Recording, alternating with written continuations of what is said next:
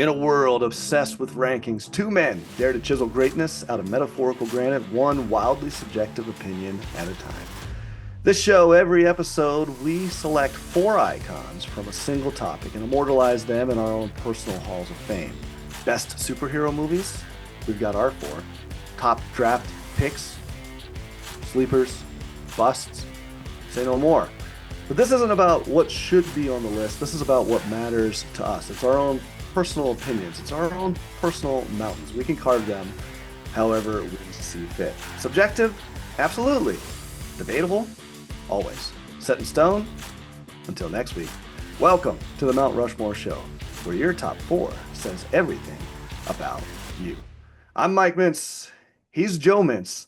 I'm the old guard. He's the young pup. And we are back at it here with a whole new take. Joe, last week we talked draft picks, busts, sleepers, but we talked about them before the draft even kicked off.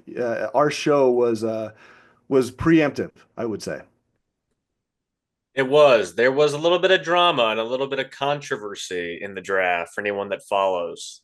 I'll just bring up one name, Mike. We all know him, and he's famous more for arguably his father. He's what you call a nepo baby in today's culture, but that's Shador Sanders. Why don't you break it down Oh yeah, exactly of what course. happened there, Mike? You want me to break it down? Well, I mean, the guy was supposed to go number one. I mean, or at least top three quarterbacks. The way I understood it, it seemed like that was the consensus. He doesn't do that, Joe.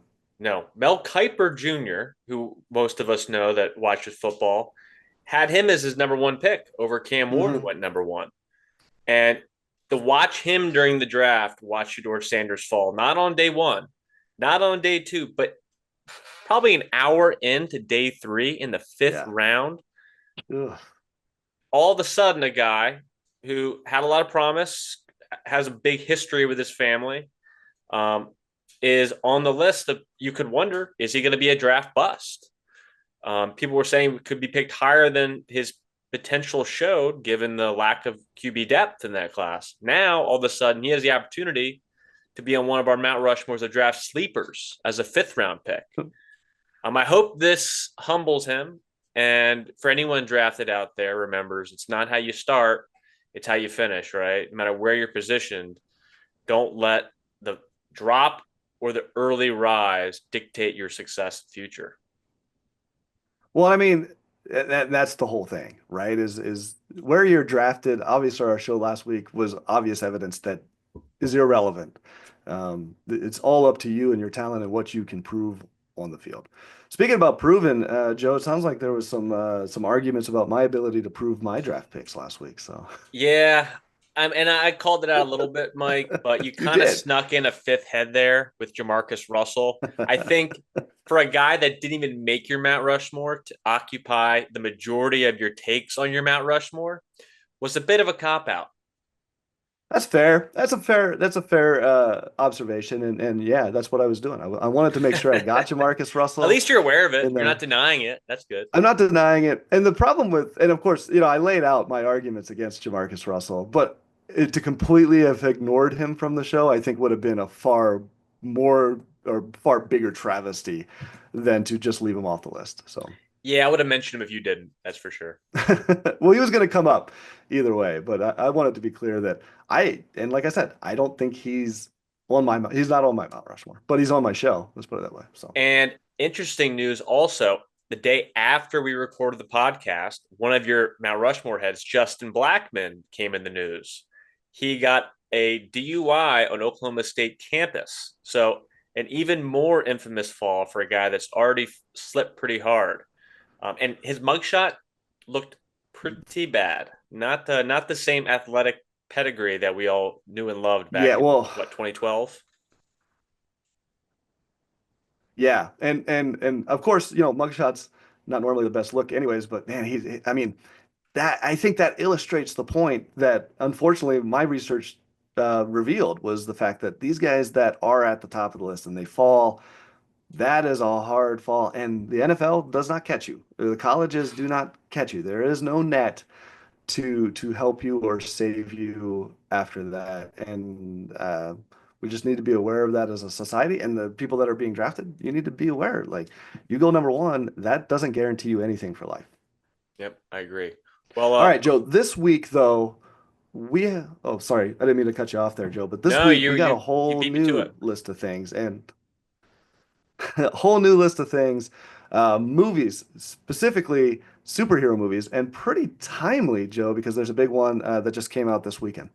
That's right. In case any of you were listening or getting the sports fatigue from the first episodes, we're just going to talk movies today. And one of the big movies this weekend is Marvel's Thunderbolts, which is tracking pretty good. I saw it's already got an 88% Rotten Tomatoes, 95% on the popcorn meter, which I guess is just audience reviews. And then it's tracking to have a pretty good weekend, 70 to $80 million on a 150 $200 million budget, so it'll definitely make its nut back. But I thought, in honor of an ensemble Marvel movie, what better time to dive into our love and passion as a society and culture for superhero movies? What a topic. First of all, Thunderbolts looks great. I thought I like the fact that they're going for kind of the lesser knowns. And it looks like they're going with a little grittier style, which I'm kind of excited about. It doesn't feel like all of those old MCU movies. But it's also kind of sets up some exciting things for maybe the MCU moving forward and superhero movies. But Joe, there's a bit of history here. A lot of people think that the MCU might be the beginning point of superhero movies. That's just not accurate. Yeah, I mean, most of us know DC and Marvel and what it is now and the formula that's kind of used to make these movies. But superhero uh, films or portrayals in general that started outside of comic books go all the way back to the 1940s. There was a series of theatrical performances done for Batman and Captain America. But as far as movies go, it really all started with Superman in 1978. We all Great remember movie. the rest in peace, Christopher Reeves, Hmm. who a guy that showed he could an actor of prestige could build up to become a superhero. You know, I remember infamously or famously built up his body pretty big to fit in that suit. He ignored the offered fluff suit for fake muscles and said, I'm going to do it myself. And that strung off another series of movies. Then there was a bit of a gap until Batman. Michael Keaton, it was kind of an interesting selection at the time. They chose a stand up comedic actor to portray the Dark Knight himself. And that led to another series of movies in the 90s, which weren't as successful. One of them being with rest in peace, Val Kilmer. And Oh then yeah. even bigger movie star George Clooney. Surprised those didn't work. And it all kind of started in the 2000s again when we get into X-Men, which started the Oh yeah. superstardom of Hugh Jackman. Oh yeah. And then Spider-Man was the big pivot in 2002. That at the time had the biggest opening weekend for any movie ever for over $100 million.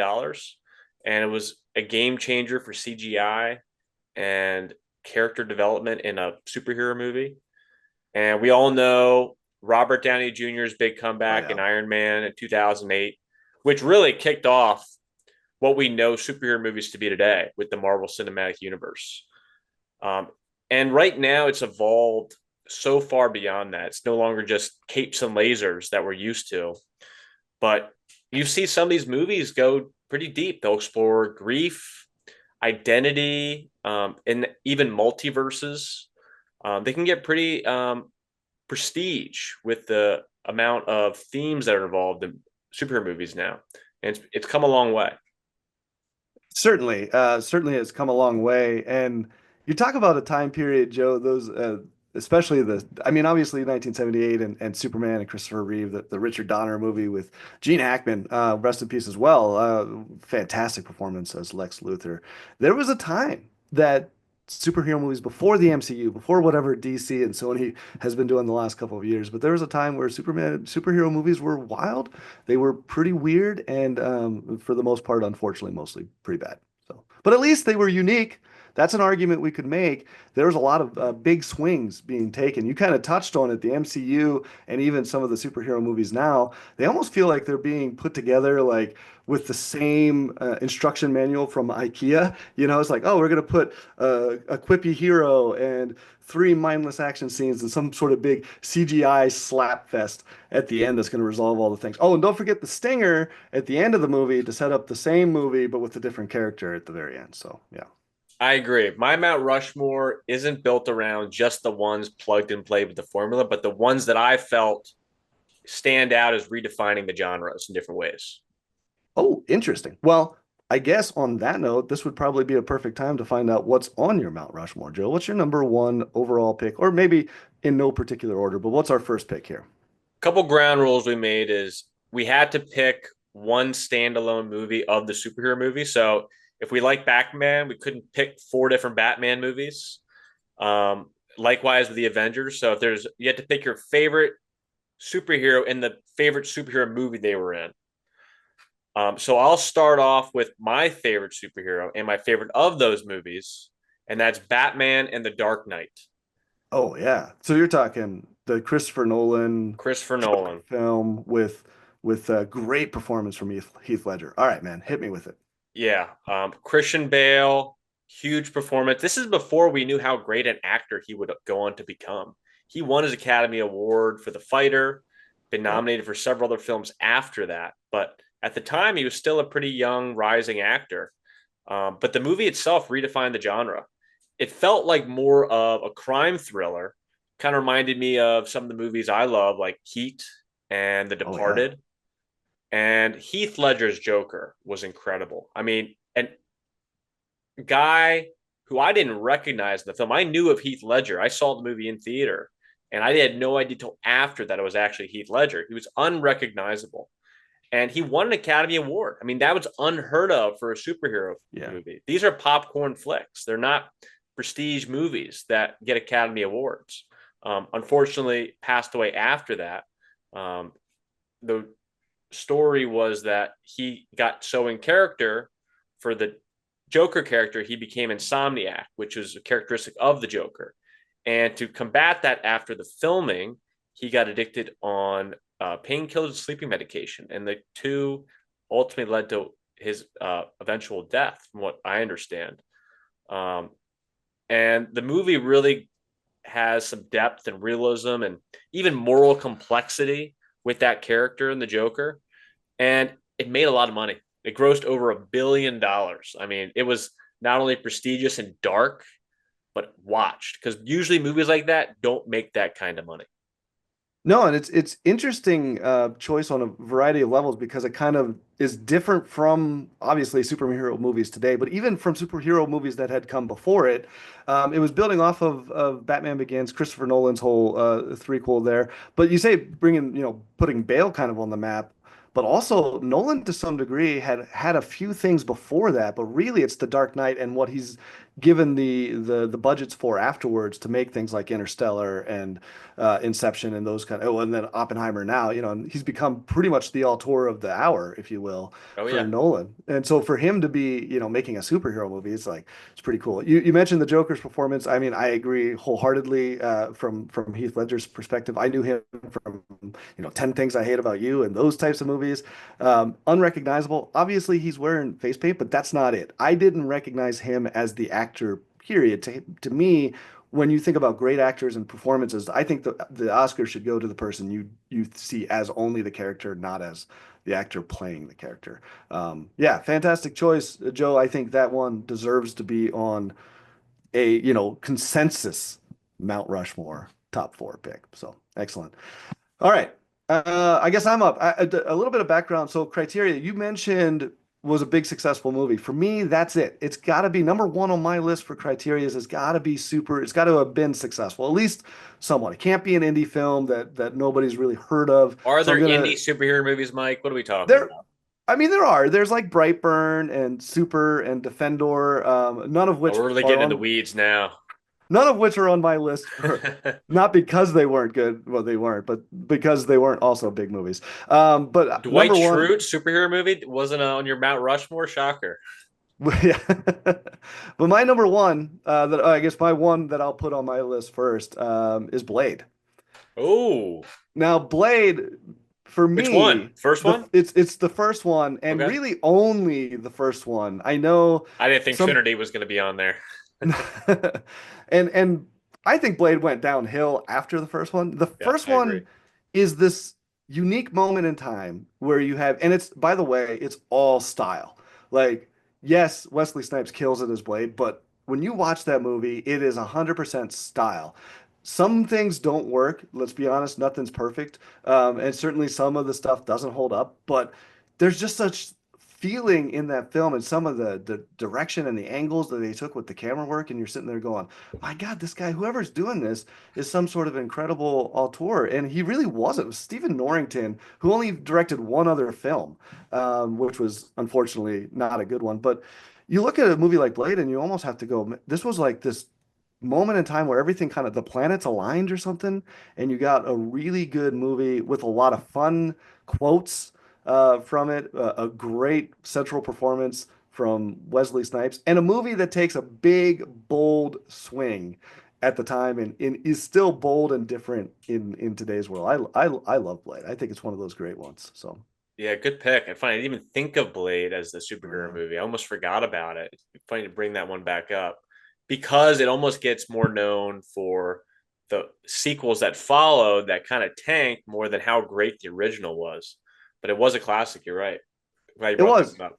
Yeah, it was. It was great. And yeah, like you said, maybe if you're gonna get into Blade, watch the first one. The other two aren't. They're not terrible. They're fun, awesomely bad movies. But the first one to me is on my Mount Rushmore. All right, Joe, what's number two for you? Number two is Spider Man. Came out in 2002, as I mentioned earlier.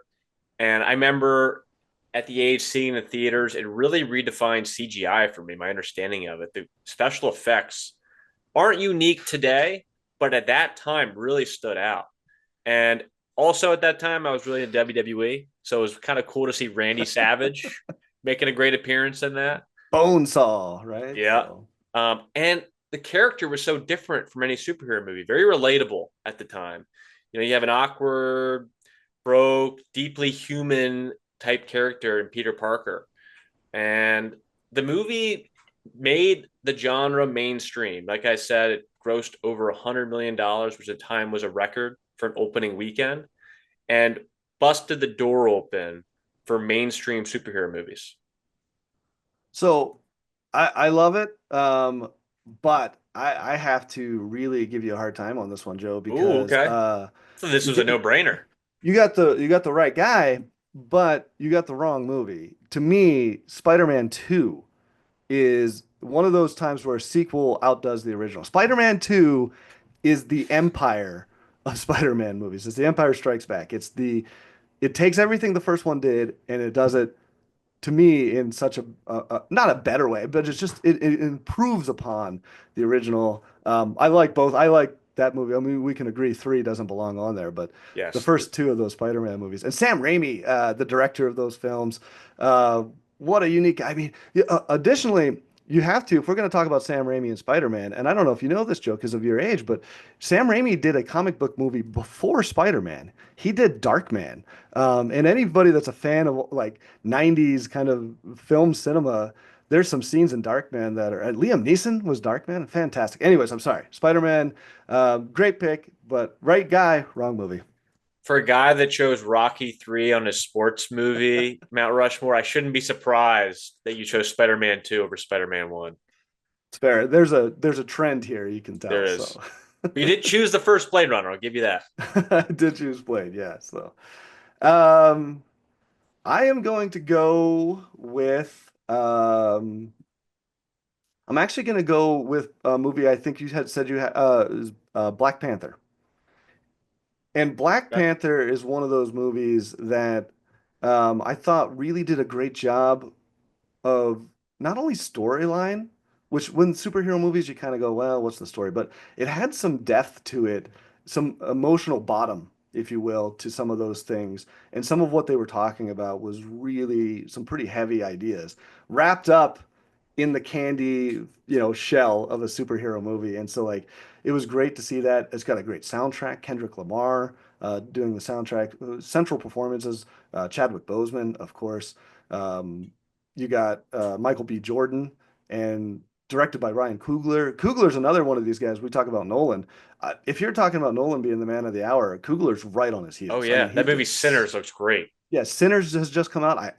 I'm literally going to it today. Are you Yeah, I'm IMAX? by yeah, IMAX all the way. Yeah. I mean, look, you're already paying a lot of money to go to a movie. You might as well get the best experience Sure. possible. Yeah. So yeah, I'm going to Sinners. And anyway, so Ryan Coogler, Black Panther, I thought set the scene. I thought it was a great way of continuing the MCU at a time where it was starting to get stale, and that injected a lot of life into it. So Oh, I agree. And going back to exploring deeper themes, Black Panther is the epitome of that.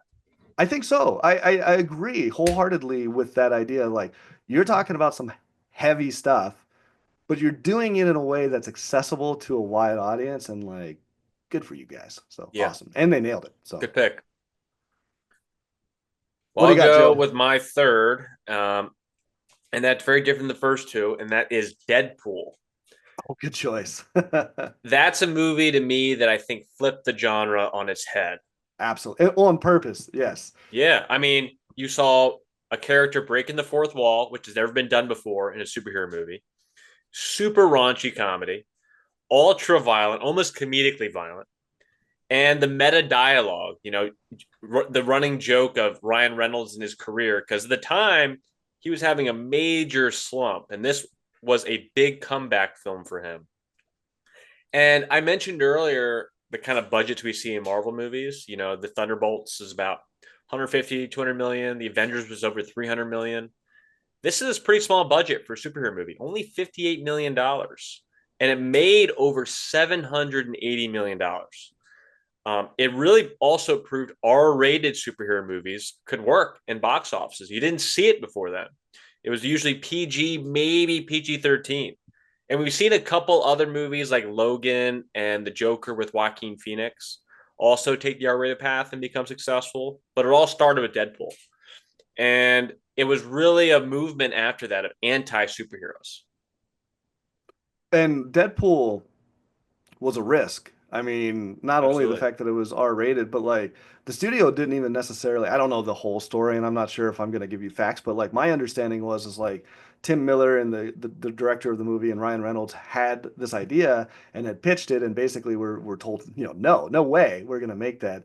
And they made this kind of like minute, 2 minute like action sequence, and they like released it like secretly to YouTube, and it blew up, and basically there was enough fanfare behind it that they're like, okay, well, we'll throw some money, and what a great choice. And then Deadpool's gone on, I mean, Deadpool 2, and then I thought Deadpool and Wolverine was fantastic, and so what a great character. Reynolds is perfect. Obviously, he's Deadpool, right? He So, is.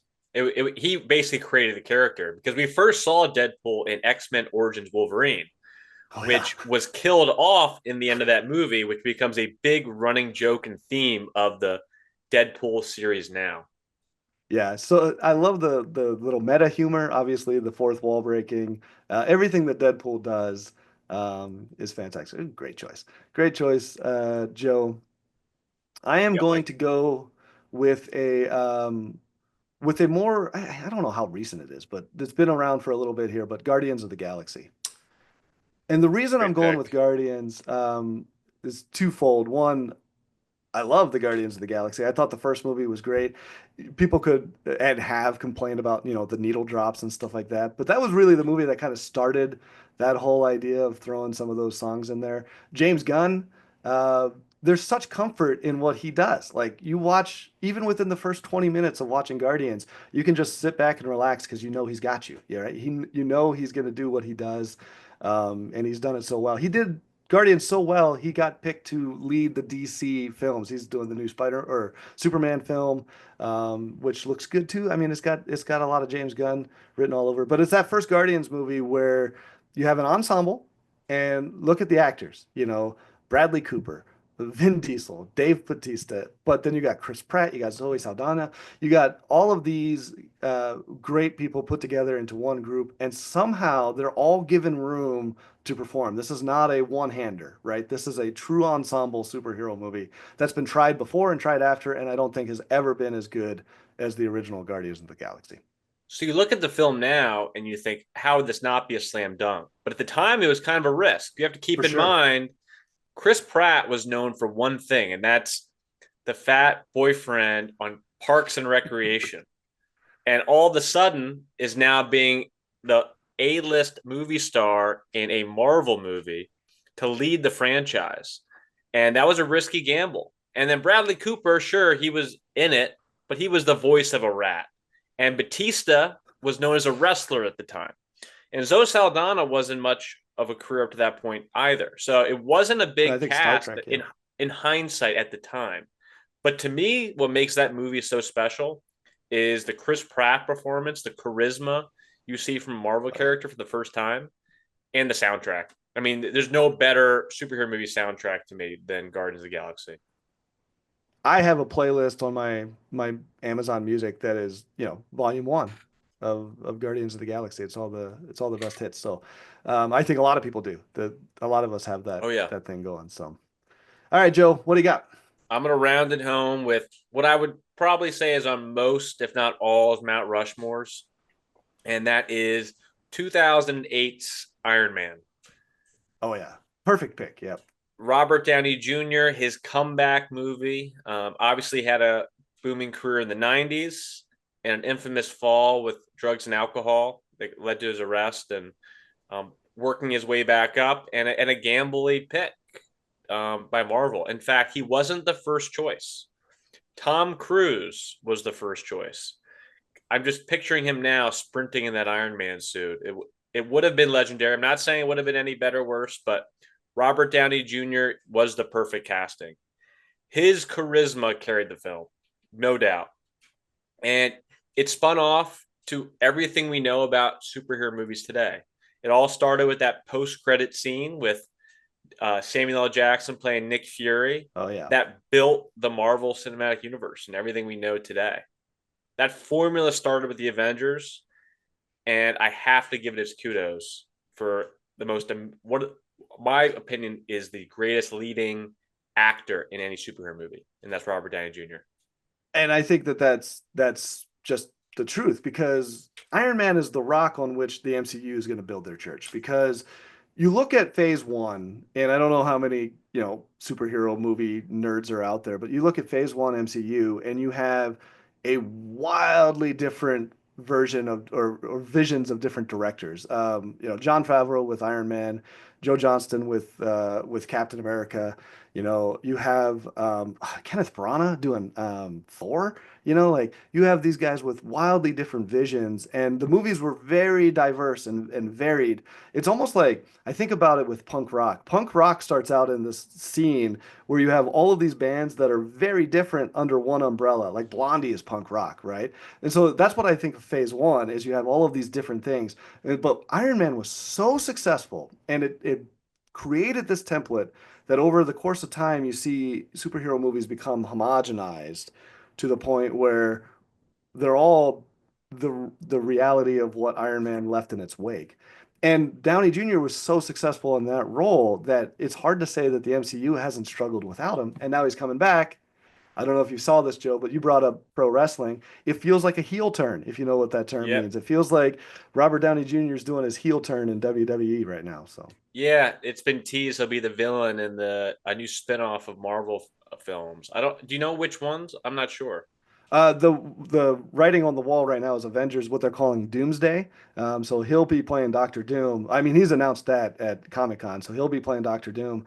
And I don't know, man, does he leave the mask on and play like a wildly different character, or is this going to be something where your enemy looks exactly like your hero, sort of deal? They got a lot of opportunity here. So. But also remember Deadpool, the self Mhm. awareness of those movies. He could always give a little wink to the camera, like I know you know, but I'm gonna Right. do this anyway. There's so many options. All right, I'm going to round it home with my last pick here. We've done some MCU. We've shown them some love. I've definitely done too. But I'm going to go with something out of complete left field because it wouldn't be I wouldn't be on the show if I was just picking all the hits here. This one is a hit to me. It's called Unbreakable. Unbreakable is a Interesting. M. Night Shyamalan film. My wife calls him Shyamalama Ding Dong. And while Wait, he's it's not certainly that? yeah, well, M. Night has certainly had his criticisms lately. When he came out on the scene, especially with The Sixth Sense and Signs, the dude was hitting home runs every time out. And Unbreakable to me was this really fascinating take on a superhero genre. In fact, it took everything we knew about it and turned it on its head. It changed the way we thought about superhero movies, or at least it presented it in a way we'd never had seen before on film. A great central performance, Bruce Willis, doing a great job. Samuel L. Jackson again, Mr. Glass. You had all of the components, the recipe for a superhero movie, and it's almost like somebody decided to throw in their own flavor that changed the whole thing dramatically. It was fusion, and it was weird, it was different, and while it certainly moves in ways that are unexpected, to me, that's what makes it great, and that's why I put it on my Mount Rushmore. Interesting. I didn't even think about that superhero movie. It's one of those because it's not Marvel. It's not It and it DC. and It it doesn't doesn't fit the feel, defined yeah, genre, which makes it so unique. yeah, it's a good one. So And what do you think of Glass, the follow up that came out a few years ago? actually, I didn't know when Split came out. I didn't realize that was a continuation until like the end of it. And I was like, oh, okay, so I this don't is know all if it was part of it. planned. I don't know either. And I liked Split. I thought James McAvoy, again, we're talking, of course, Professor X and stuff of the that First Class movie, X-Men First Class, and all those films. I thought his performance in Split was awesome. And then Glass came out, and I thought that they did, a relatively great job of wrapping up a story that was surprisingly to get three movies. You wouldn't think that a film like Unbreakable would have another two films. So I was happy to see a conclusion to it, and I thought they did an admirable job with it all. So Yeah, good pick. All right, well that's our four on each. Not bad. All I think touched on different elements of what makes a great superhero movie. I'll start with just summarizing mine with The Dark Knight. For me, it just proves superhero movies could be prestige. Spider-Man really swung the genre into mainstream. Deadpool tore apart the entire format for superhero movies. And Iron Man really kickstarted the most ambitious cinematic universe that we've ever created. and all great choices. I had Blade out there, Wesley Snipes. Maybe he'll come back. Maybe Mahershala Ali will be Blade. I'd That's like a to see a good new Blade. casting. I'd like to see a new Blade, but it's hard because even if there isn't one, I can always go back and watch the original and love it. I had Black Panther, a really another auteur in Ryan Coogler and what he was doing with the time, heavy stuff, but also pretty good all around film. I also had Guardians of the Galaxy. That's my one really kind of class act pick. Yeah, everybody's gonna have that one, and it's a great one. And then Unbreakable, I'm throwing that one out there. An interesting choice, nonetheless, but I think that's what I like about superhero movies is when they're weird, when they're wild, and when they take big swings. And that's why I put Unbreakable and some of those other ones on the list. Great. Well, I love all the feedback we've gotten so far. So I'd love to hear anyone listening, their Mount Rushmore, comment, put in the message, like, and then what do you think we should do next? We're going to keep doing these in the pop culture sense, not just sports, not just movies, but whatever the talk of the town is at the moment. So we'd love to get any feedback on what you'd want to hear for the next Mount Rushmore. Yeah, and complaints, file those with Joe specifically. Don't I'm don't happy to call it all the complaints, only if they're directed at Mike. yeah, bring them this way. Well, that's it for us, man. You've heard what we had to say, but the real question is what would you put on your mountain? What would you carve into your top four on your Mount Rushmore? Until the next episode, he's Joe Mintz. I'm Mike Mintz. This is the Mount Rushmore Show.